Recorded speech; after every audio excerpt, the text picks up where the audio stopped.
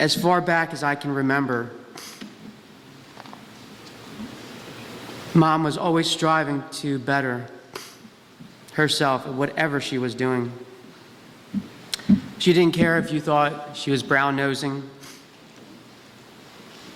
And in the grand scheme of things, she didn't care what people thought about her, period. Sometimes. Her drive was relentless at times. She was fearless and unwavering in her pursuit to be the best at whatever she was pursuing. In her final days with us, I was able to spend time with her alone. I was able to help her in whatever manner she needed it. I spoke briefly, we spoke briefly, time and time, alone. And today I ask myself if she really knew how much she meant to me.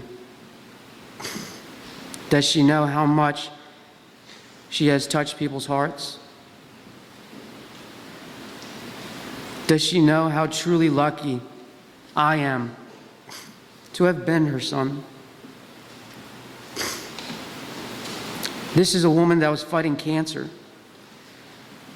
She never backed down from anything, or anybody for that matter. And even in her final hours, she was strong enough not to make a big deal of it. She left us quietly and peacefully. She wanted her final days to be spent around family and friends. And even with all the odds against her, she left us quietly on her terms. Friends and family, my mother, the strongest woman I know.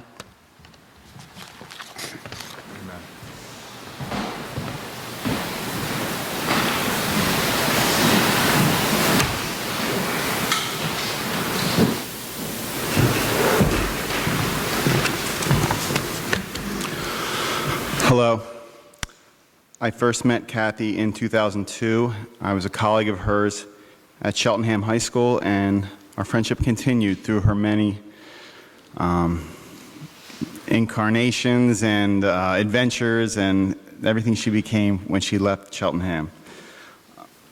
I've been to a number of Kathy Sheeder Bonanno productions, as I call them, because they really were productions. Once you gave this woman a microphone, you never knew what was going to come out of her mouth. I would always lean in and just be endlessly entertained by her humor, her insights, her mind.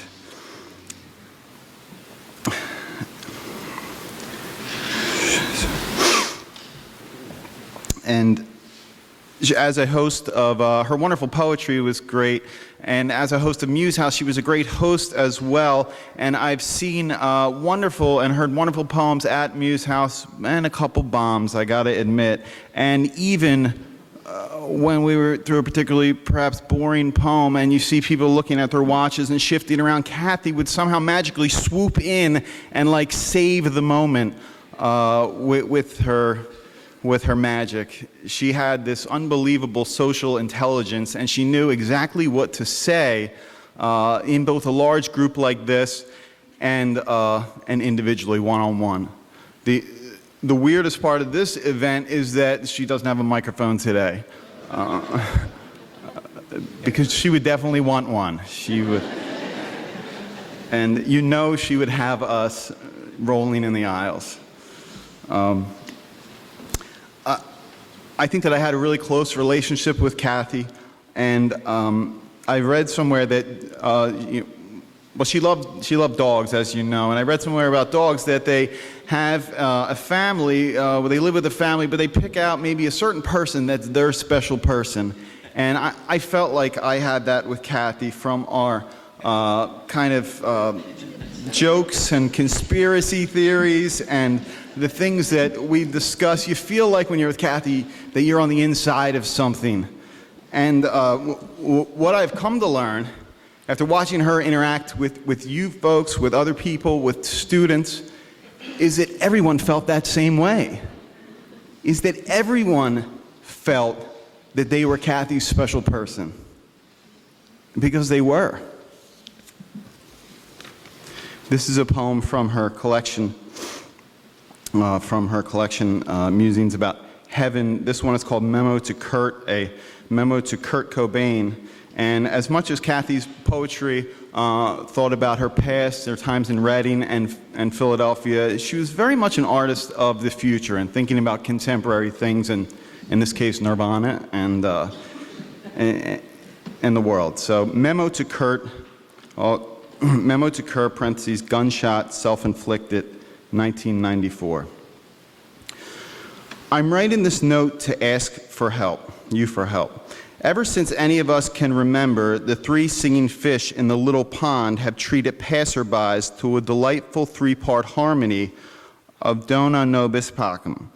But it has recently come to our attention that the fish are now singing Smells Like Teen Spirit, which comes, I understand, from Nirvana's second album. Could you please reason with the fish? Clearly they respect your ideas. Thanks and peace, Francis A., property manager.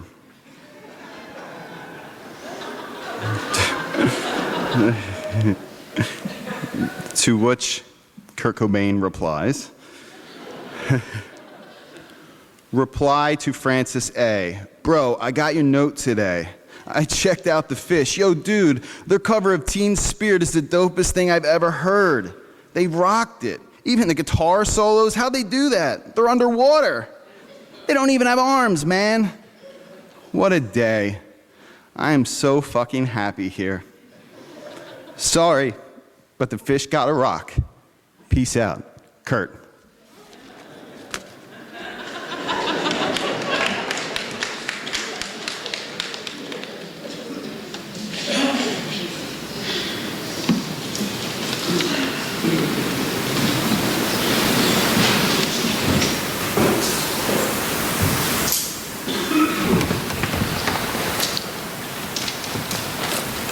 Hi. First, I need to establish in advance forgiveness from David Bonanno because I am going to be the worst violator of the 3-minute rule. Okay? All right.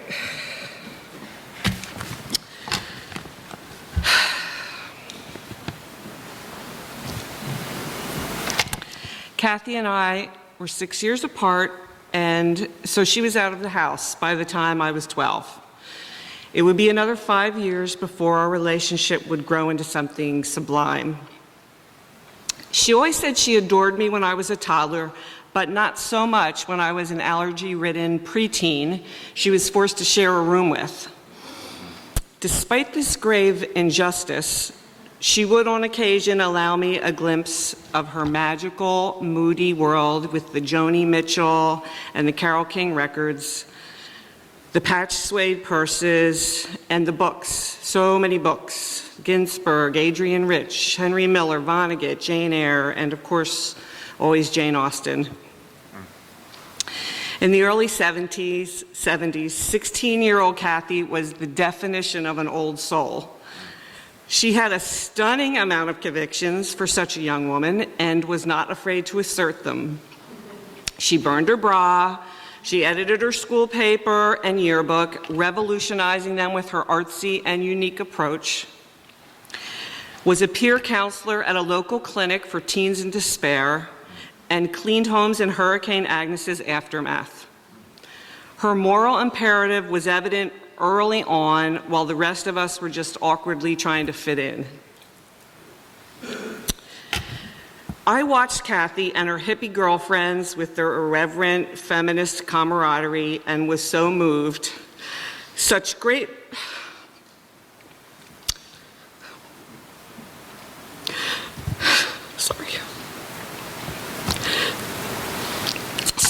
women-loving role models.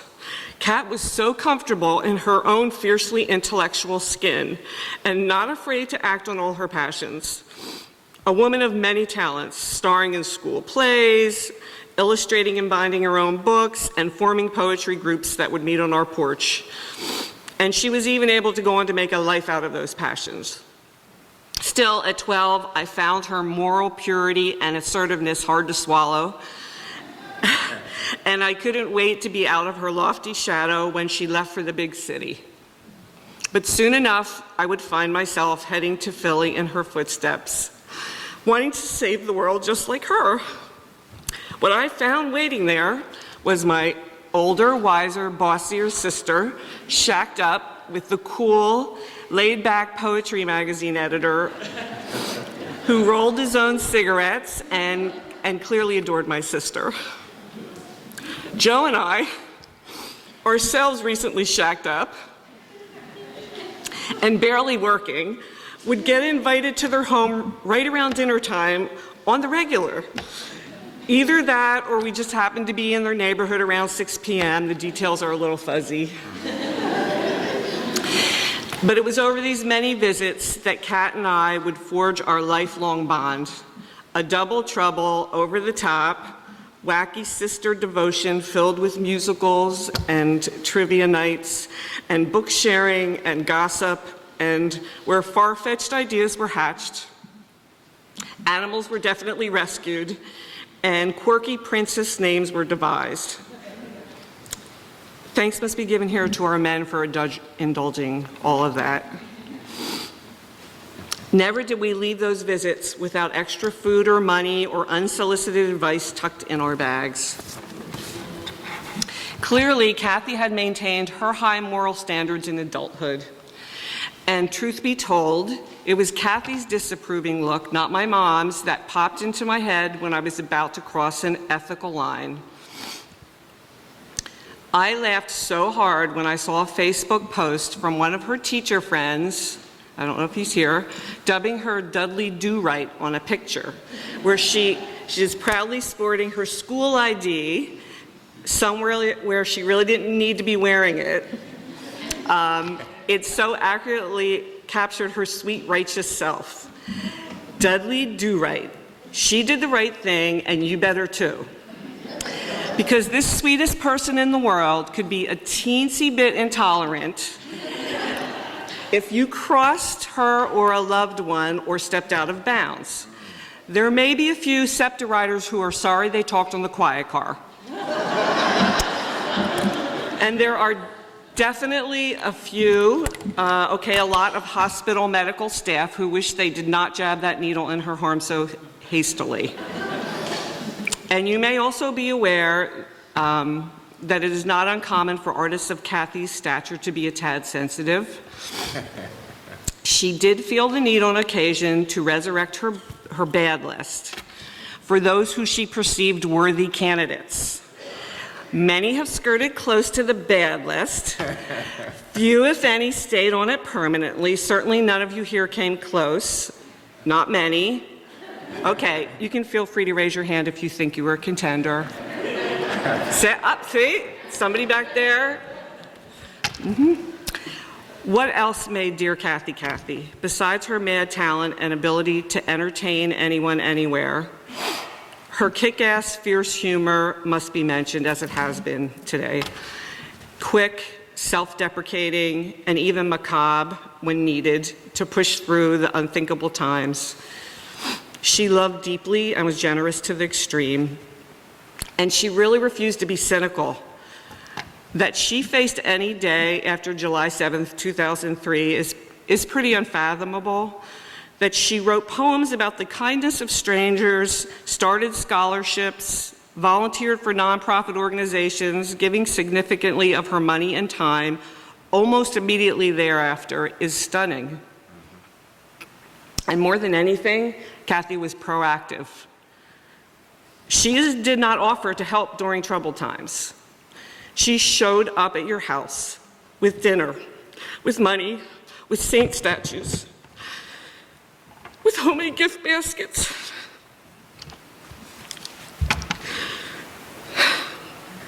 With ladybug jewelry. Sorry. With overnight stays, whatever the situation called for. It was not an unusual week for her to be like, Suzanne, let's go buy a bunch of stuff and make 50 baskets for kids in shelters, like this weekend. It's true. And when my husband and I considered opening an art gallery over 10 years ago, Kathy was our #1 pusher. And I say pusher because she was never one to sweat the details, as David Bonanno can attest. While the rest of us were thinking, you know, maybe we should hold off until we had like more than 0 money saved, Kathy was like, oh, of course you have to do this, full steam ahead. She came to the would-be gallery space almost daily that summer. Not only did she paint and wash windows and generally provide comic relief, but she shoveled piles and piles of dirt in the basement so the framing department could be born. And yes, Joe shamelessly exploited her. After we opened, she came to every reception for years, bringing tuna ball and Kathy stories to entertain the crowd. And it will come as no surprise that her home is bursting with paintings purchased from a certain Hill gallery. That has always been how Kathy has rolled. We have heard many similar stories from both those of you we know and those we don't, describing in detail ways which Kathy has impacted your lives. And it has been such a gift to absorb these, to know specifically how her kindnesses will live on through these deeds. So to my truest kindred spirit, my Princess Shrubatina, you who adored me almost as much as I adored you. Sorry, Bernadette, I'm trying. I hope we may all heed these words as we try desperately to face north. From a Pueblo blessing that Kathy shared at a Justice for Lady rally, hold on to what is good, even if it is a piece of earth. Hold on to what you believe, even if it is a tree which stands by itself. Hold on to what you must do, even if it is a long way from here. Hold on to life, even when it is easier to let go. Hold on to my hand, even when I have gone away from you.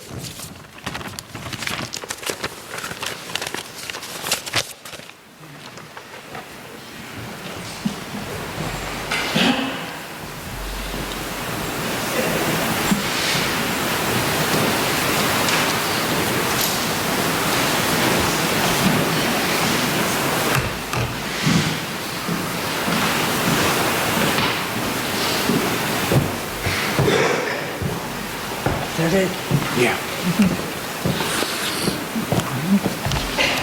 All right, I don't have too much more left in me, but there are a few more thank yous, people not mentioned in the order of service, and then I'm sure there's another 50 thank yous because everybody's been really helping, you know, with the church. But we wanted to thank Caroline Cavicchio for the work with the flowers. Special thanks to Sue Boland and Tom Dwyer, who were Kathy's drivers in the first year of diagnosis when I was trying to sort of hang on to some kind of normal life, which, you know, it was hard. Thank you to Linda Bernstein and Lynn Kalish from USG and everybody at USG who helped, you know, pull this together kind of without, they almost didn't have to articulate anything, and they were on top of things and communicating with Suzanne. Thank you I'm very grateful to Mike Duffy and Elizabeth Scanlon, who I work with at the American Poetry Review, who at no point, you know, they always made it clear that Kathy should be my first priority, and so for 3.5 years, they've been, you know, sort of taking care of things at a very high level. I mean, you know, some people think maybe they did a better job without me, and I can't imagine that that's actually true. Finally, we want to thank Kent, who right away said if there's any way he could do this, he wanted to do it, and I wanted him to do it, and Kathy wanted him to do it, and he was thrown into, however, 14 years ago with Lady's death, that he was thrown into our family and our craziness, and he never sort of shied away from that. So, and then I also just wanted to mention a few people. A lot of people. We've all had a lot of death in our lives recently, and a few people connected with Kathy and Muse House are Doris Sheeder, David Sheeder, Barbara Russell, who was one of the founders of founding board members of Muse House, and Anthony Berry, who was a good friend and Jacqueline's husband. So that's all I have. Kent may make you pray, and then I think there's some more music, and then we'll keep talking and Just stay right here for a second. okay.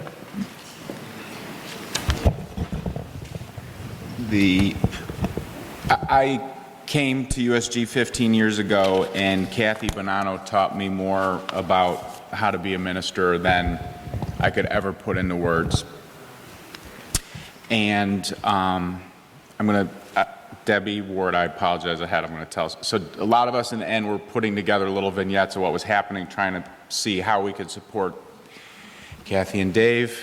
And I said, in the last times I saw her, she was really angry. And one of the times she was so angry at Dave. And she pulled me aside and really was mad about something Dave was doing or not doing. I didn't really understand it, but we all held hands and talked it out, and then we cried and laughed together. So I left. I thought it was just a normal marital thing, but it was on my mind. And then I talked to Debbie, and Debbie said, Kathy said the most beautiful thing. She said, Dave could never love me as much as I love him. This was then when she was really in and out of coherence. And she loved David Bonanno so deeply in every part of her body. We're going to close with listening to some music. Because there are so many of us, right after the music, the family in a little small group is going to go to a reception area in the Dascom room, where essentially there's a receiving line. Folks are invited to come by and hug and greet the family if they wish. There's going to be an indoor and an outdoor there.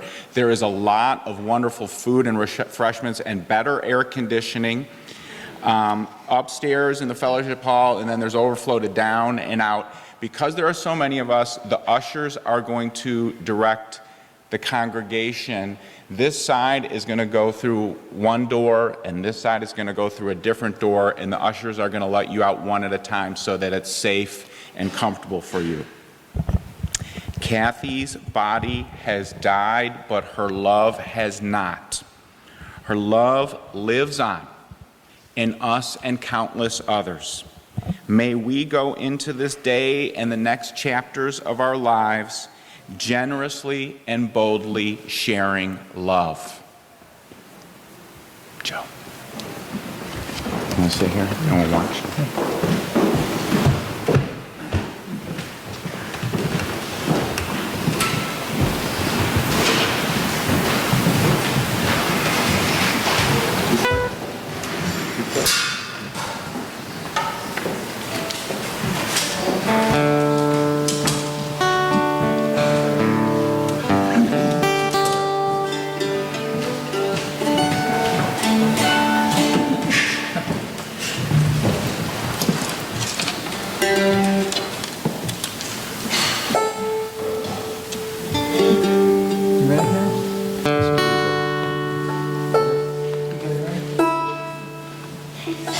Take us away, Jon.